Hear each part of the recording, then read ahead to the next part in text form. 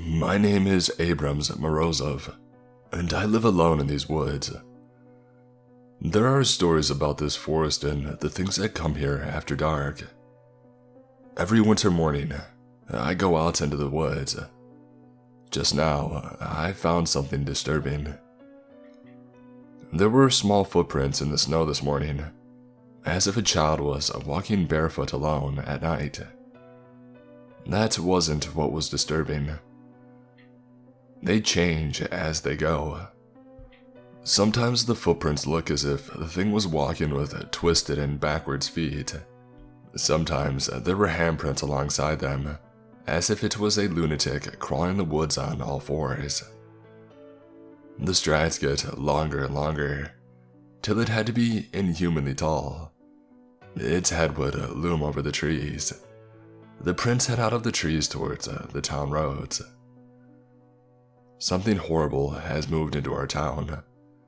Something that looked like a child or a man or a woman. Something that's lived in these woods and comes out in winter to look for children. Something that walks backwards. Stories about it have been told throughout our region for a long time now. Some people still don't know though. Some even feel that it's safe to come out here in the dark. I've collected accounts from over the internet of people meeting it, local folklore, and stories from my own friends and family of the thing that walks in the woods. These are warnings. Keep them in mind when you stay out late at night. How my best friend died. I'm only this open because I'm an anonymous internet user. No one in my real life knows, not even Laura, because I'm not an idiot. Yes, the dang thing is real. A lifetime of legend and intrigue was shattered and scattered in an instant of understanding. Because I freaking dare you to sneak up and chop its balls off with his box cutter. Ryan challenged me that night.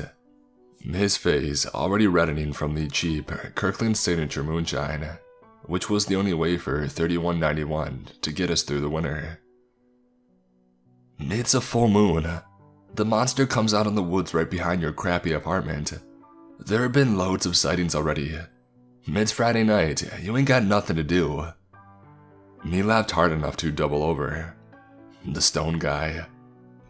Shut up, I whispered. Laura's asleep. This is why she doesn't want you to come over on weekends. I had to beg her long enough just to get a free night. He laughed harder and his face got redder. You're such a baby. My chest froze over. No, I'm not. I do whatever I want. Tell me what I need to do to prove it to you. I felt like an idiot shivering in the snow while Ryan peered drunkenly through binoculars for something that wasn't real. How long do we have to wait for nothing to happen before it's enough? Silence. Ryan. He was utterly frozen, glaring at a clearing that was bathed in moonlight. No, he whispered. That was unnerving. Ryan loved pranking me, but didn't have the self-control to engineer a fake out this believable. What do you see, man? I asked, teeth chattering only partly from the cold. He didn't move. Ryan! It's me, man. I'm looking at me. Still, he didn't move. Okay, it's time to go, I said as I stood up. I intentionally did not look in the direction that he was watching. I didn't think anything was there. Probably. Laura's there too, Mike. He continued in an odd voice. I stopped. What? It's me, but it's not me. And it's her, but it's not her. Why are we 10 feet tall? Okay, I'm officially done, I explained, still keeping my eyes away. And why is your wife doing that to me? Doesn't she love you? Goodbye, Ryan. And then a click. Ryan, I said evenly. What's that noise? I asked him, even though I knew it was the box cutter. I turned slowly around, making sure not to look at the clearing. He had moved. And then he was on top of me, grabbing my arms with a desperate fury that said, "I want to hurt you," and I knew that I had to keep his hand away from my face. I knew I was stronger than him. I knew that it would be easy to strip his weapon away.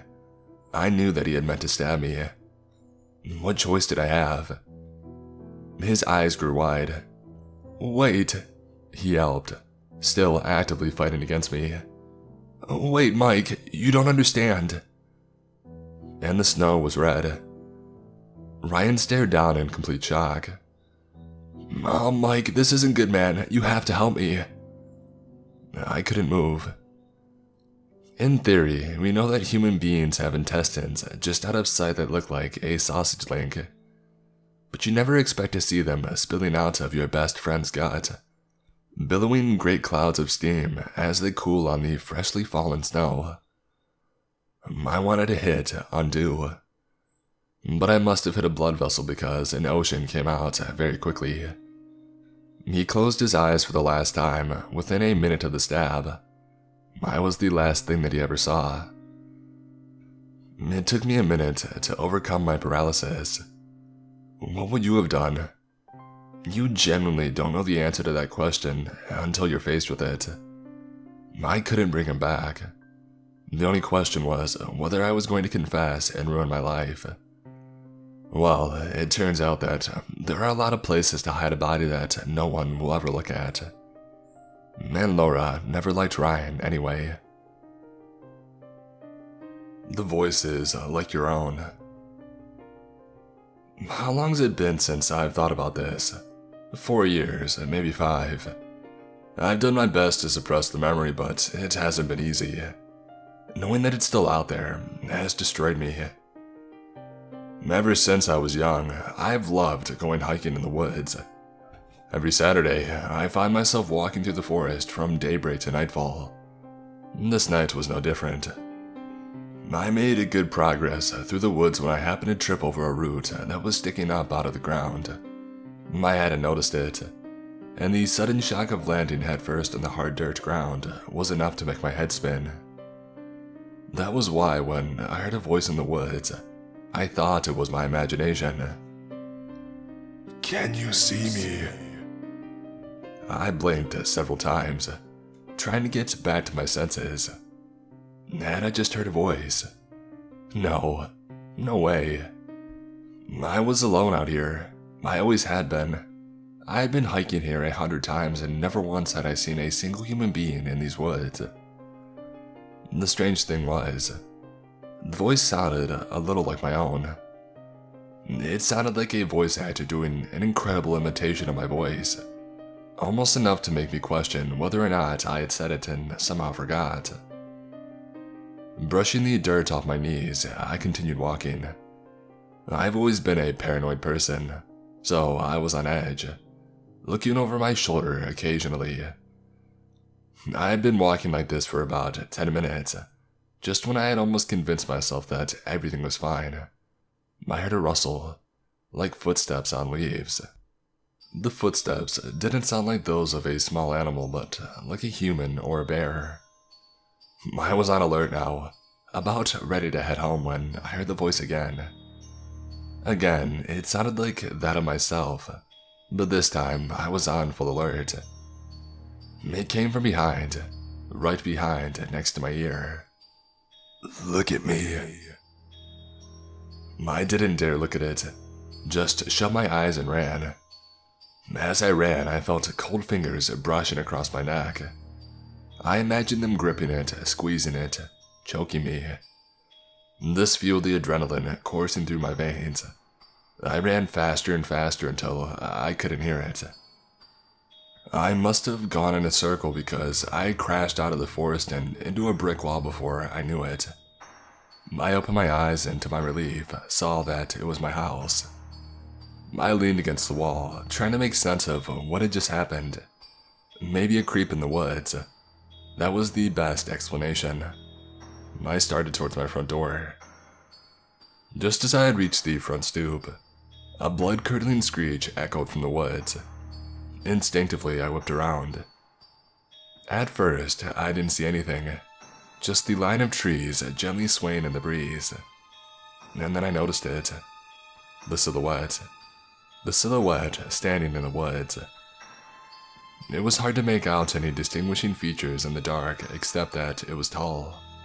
A little too tall to be a human. It raised its hands like a pastor on a Sunday morning and cried out something unintelligible. I threw open my door and I leaped inside, barely glimpsing something white quickly dart away into the woods. My dad is staring at me from the woods, but his face is all wrong. "Ah, you little idiot, watch where you're going." My mom smacked the dripping hot marshmallow from my stick. "I'm sorry, Mom, I didn't see you." "You're about to see the back of my hand if you're not more careful," my dad growled. My parents were drug addicts. Every couple of years or so, they would vow to get clean, to sober up, get jobs, and make up for the crappy life that they had provided me. The beginning of the cycle always started with the same event, the detox camping trip. We would hike into the forest behind our house, pitch a few tents, and my parents would verbally abuse me as they suffered through these stages of withdrawal. It wasn't all bad though. Sometimes I would poke them with scalding hot marshmallows and pretend that it was an accident. "Dad, will you tell me a scary story?" I asked. "Sure, here's a story for you. Once upon a time, there was an annoying little boy who wouldn't shut the heck up. His dad whipped his butt so bad that he couldn't walk for a week. True story. It happened in these very woods." I rolled my eyes and stuck another marshmallow on the stick. My father rarely hit me, and when he did, he was usually too drugged out to do any actual damage. My parents were more of a nuisance than a danger at this point. "I'm going to the bathroom," I sighed. "Yeah, whatever," my mom mumbled. A thick fog rolled through the campsite as I wandered towards the tree line to relieve myself.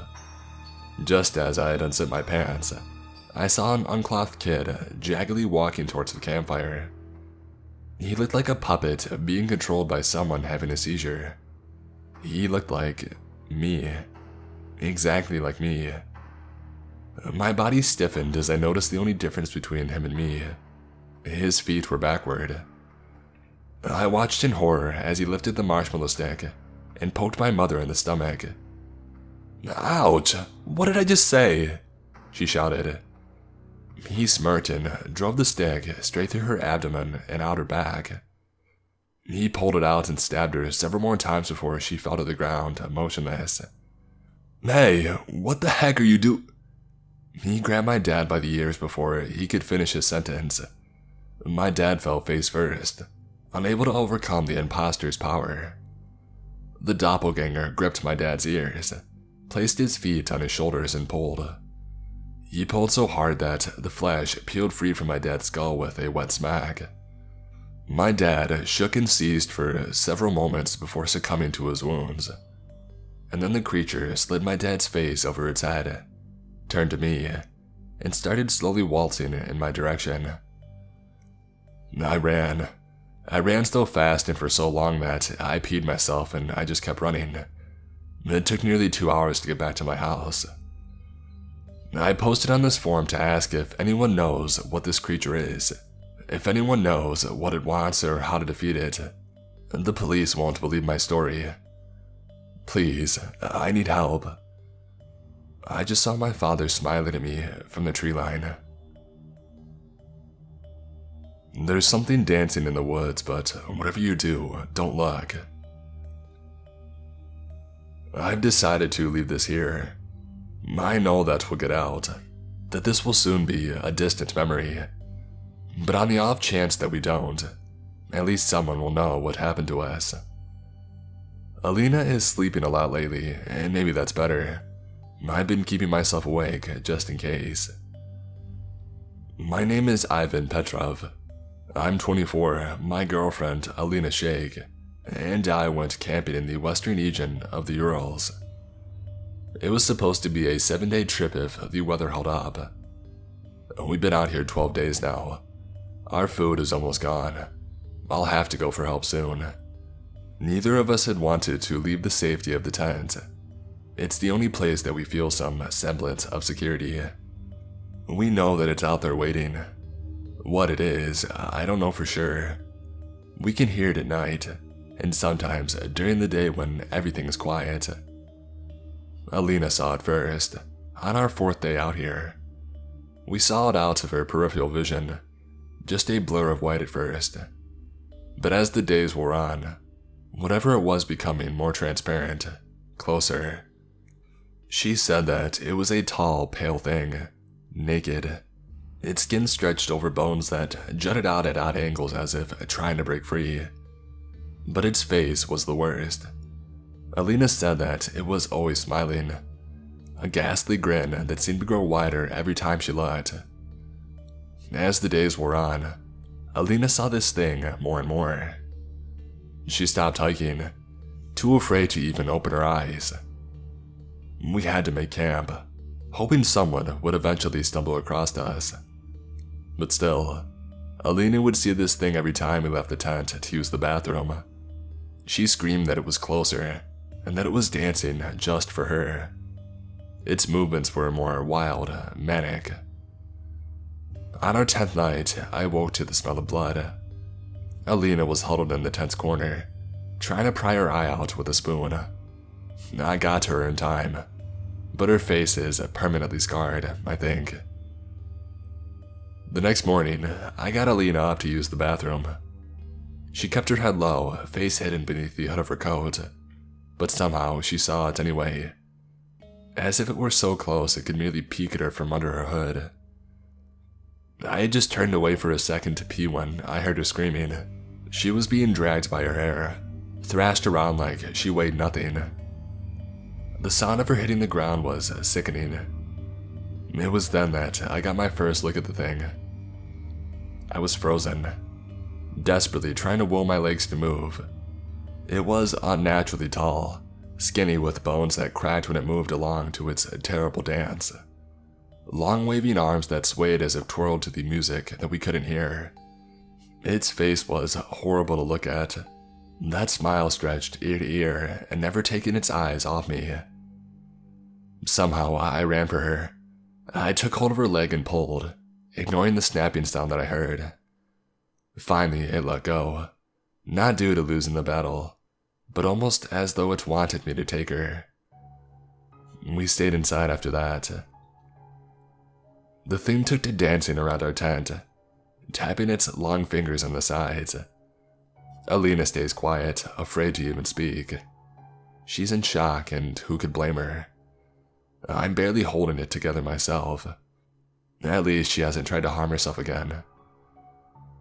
I can hear it humming at night, a tune so awful my ears ache to listen. I see its shadow moving along the walls of the tent. Sometimes its silhouette looks like my mother, sometimes my little brother. It's getting harder to look away. I find myself humming in my sleep, that same repulsive melody. I don't know why it hasn't come inside.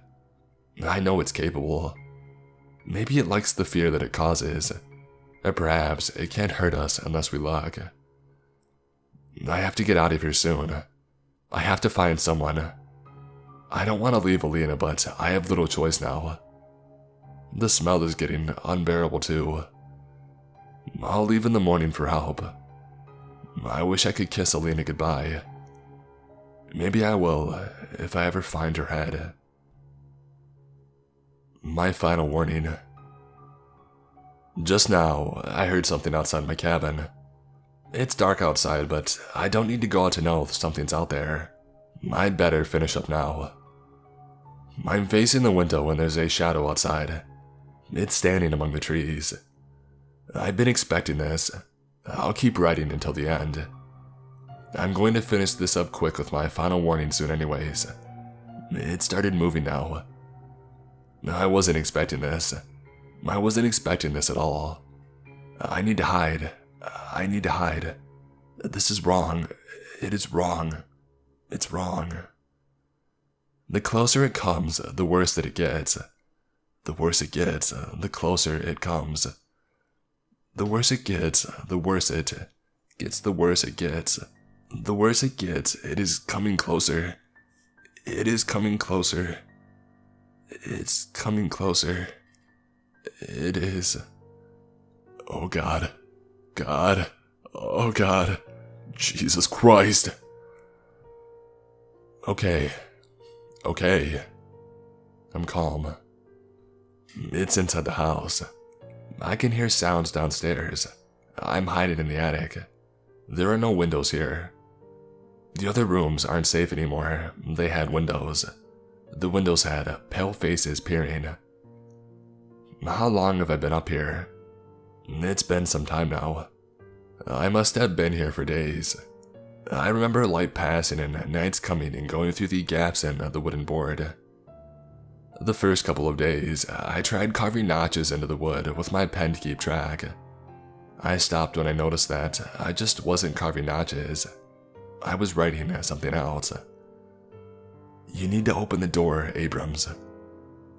I broke my pen in half, but I keep finding more in the dark. It wants me to write something. A day ago, I found my phone. It shouldn't be here really, or maybe it should. I don't know anymore. Everything's deleted except this document. It's all blank, but this one's intact. I don't care. There's no one worth calling, really.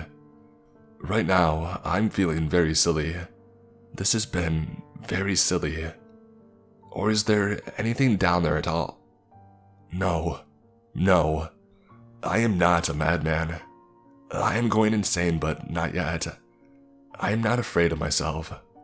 I am not scared of my imagination. I'm afraid of something very real that is standing outside my door. I'm afraid of something that laughs when it knows I'm going to sleep. I'm fearful of the identical white faces outside every window, and the one still outside of my door. And I'm afraid of my dreams. I'm scared of my mind. I'm scared of a part of me that wants to open the doors and let in the snow and the dark and blood. But most of all, I'm afraid of how there was only one of them when winter started. This is my final warning. There were a set of prints coming into the town just like last winter. There are always more heading out when winter. And there will be more and more until the whole town is empty. Maybe then, there'll be nothing but footprints in empty houses in a dead town. Perhaps then, it will be better.